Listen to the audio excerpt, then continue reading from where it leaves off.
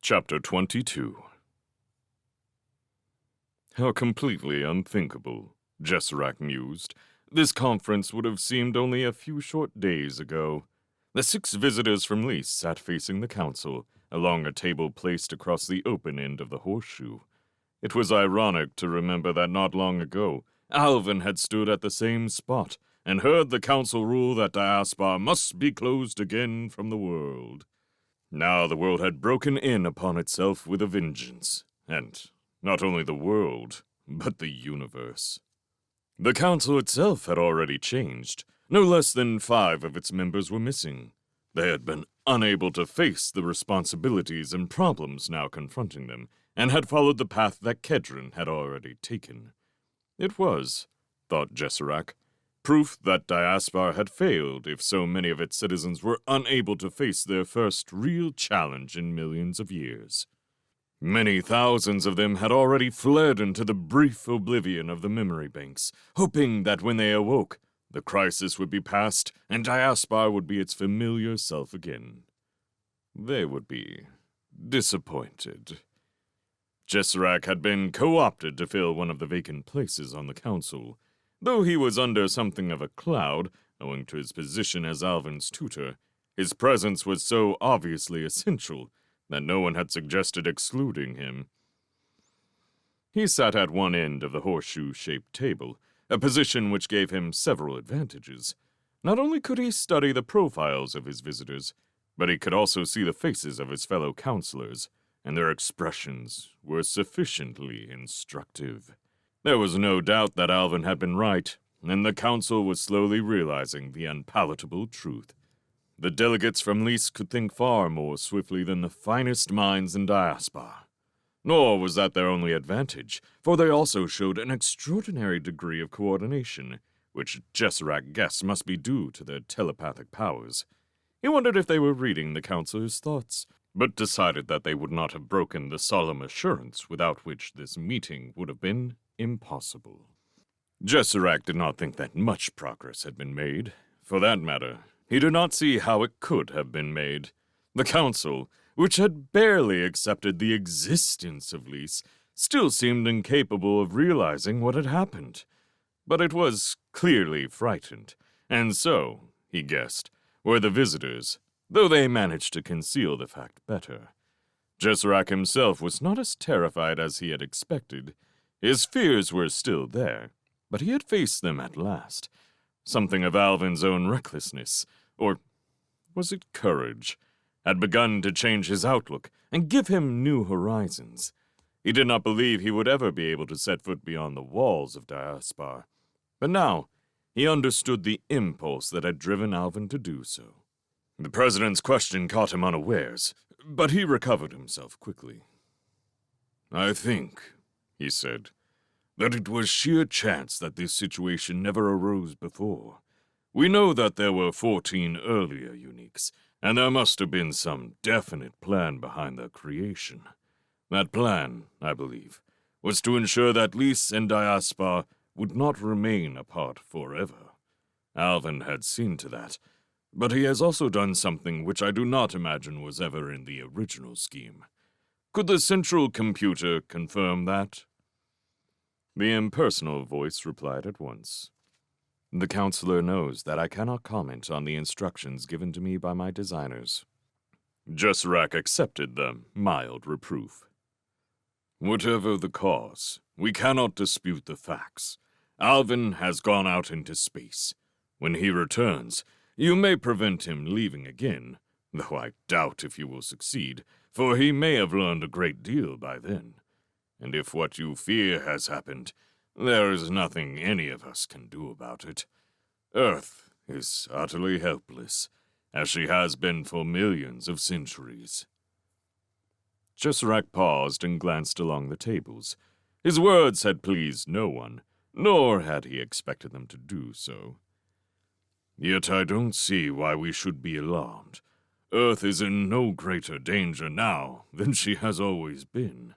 Why should 2 men in a single small ship bring the wrath of the invaders down upon us again?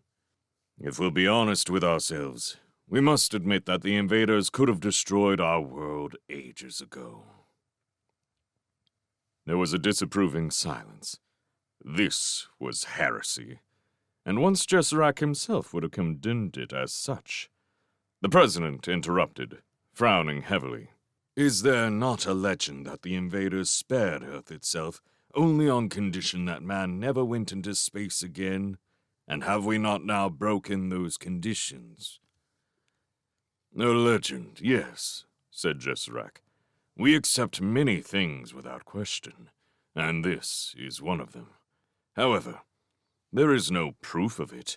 I find it hard to believe that anything of such importance would not be recorded in the memories of the central computer. Yet it knows nothing of this pact. I have asked it, though only through the information machines. The Council may care to ask the question directly. Jessarak saw no reason why he should risk a second admonishment by trespassing on forbidden territory, and waited for the president's reply. It never came. For in that moment, the visitors from Lee suddenly started in their seats, while their faces froze in simultaneous expressions of incredulity and alarm. They seemed to be listening while some faraway voice poured its message into their ears. The counselors waited, their own apprehension growing minute by minute, as the soundless conversation proceeded. Then, the leader of the delegation shook himself free from his trance and turned apologetically to the president. We have just had some very strange and disturbing news from Lys, he said. Has Alvin returned to Earth? Asked the president. No, not Alvin. Something else. As he brought his faithful ship down in the glade of Airlie, Alvin wondered if ever in human history any ship had brought back such a cargo to Earth. If, indeed, Vanamonde was located in the physical space of the machine. There had been no sign of him on the voyage. Hilvar believed, and his knowledge was more direct, that only Vanamonde's sphere of attention could be said to have any position in space.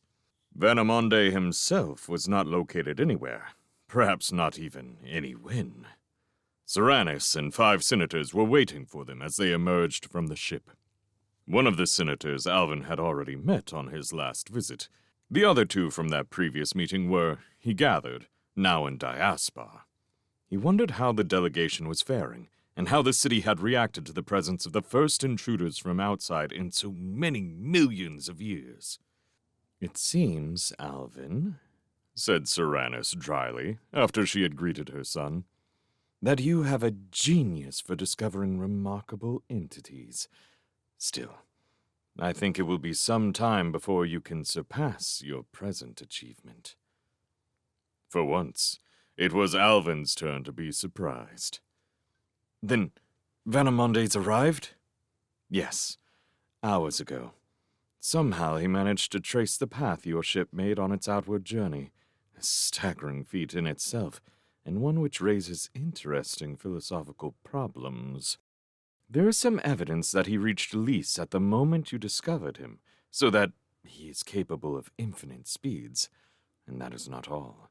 In the last few hours, he has taught us more of history than we thought existed.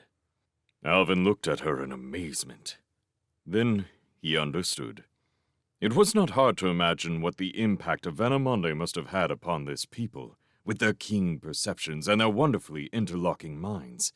They had reacted with surprising speed, and he had a sudden, incongruous picture of Vanamonde, perhaps a little frightened, surrounded by the eager intellects of Lys. Have you discovered what he is? Alvin asked. Yes, that was simple, though we still don't know his origin.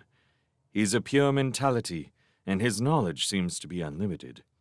But he's childish, and I mean that quite literally. Of course, cried Hilvar. I should have guessed. Alvin looked puzzled, and Serranus took pity on him. I mean that, although Vanamonde has a colossal, perhaps an infinite mind, he's immature and undeveloped. His actual intelligence is less than that of a human being. She smiled a little wryly. Though his thought processes are much faster, and he learns very quickly, he also has some powers we do not yet understand. The whole of the past seems open to his mind in a way that's difficult to describe. He may have used that ability to follow your path back to Earth. Alvin stood in silence, for once, somewhat overcome.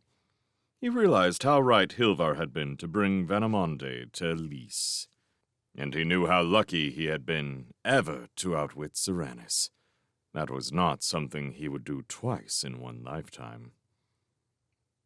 "Do you mean," he asked, "that Venemonde has only just been born?"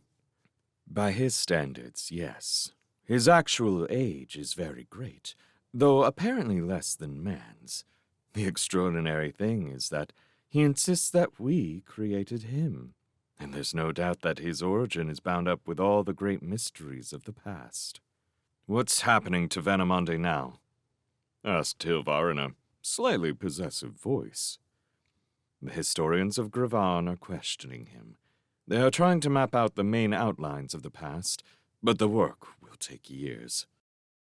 Venemonde can describe the past in perfect detail, but as he doesn't understand what he sees, it's very difficult to work with him." Alvin wondered how Serenus knew all this. Then he realized that probably every waking mind in Lys was watching the progress of the great research. He felt a sense of pride in the knowledge that he had now made as great a mark on Lys as on Diaspar. Yet with that pride was mingled frustration. Here was something that he could never fully share nor understand. The direct contact, even between human minds, was as great a mystery to him as music must be to a deaf man, or color to a blind one. Yet the people of Lys were now exchanging thoughts with this unimaginably alien being, whom he had led to Earth, but whom he could never detect with any sense that he possessed. There was no place for him here. When the inquiry was finished, he would be told the answers. He had opened the gates of infinity, and now felt awe, even fear, for all that he had done.